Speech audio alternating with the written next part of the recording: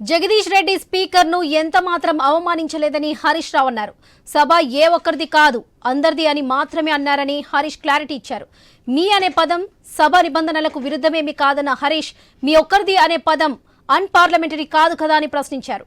కాంగ్రెస్ ఎమ్మెల్యేలు ఎందుకు నిరసన చేశారో, సభను ఎందుకు వాయిదా వేశారో అర్థం కాలేదన్నారు. తాజా ఘటనతో కాంగ్రెస్ డిస్పెన్స్ లో పడిందన్న విషయం తేలిపోయిందన్నారు. స్పీకర్ ను కలిసి రికార్డులను బయటకు తీయాలని కోరామన్న హరీష్ 15 నిమిషాలైనా వీడియో రికార్డ్ స్పీకర్ తెప్పించలేదని తెలిపారు. అసెంబ్లీ మీడియా పాయింట్ వద్ద బీఆర్ఎస్ ఎమ్మెల్యేలను మాట్లాడకుండా బ్లాక్ చేశారని ఆయన మండిపడ్డారు.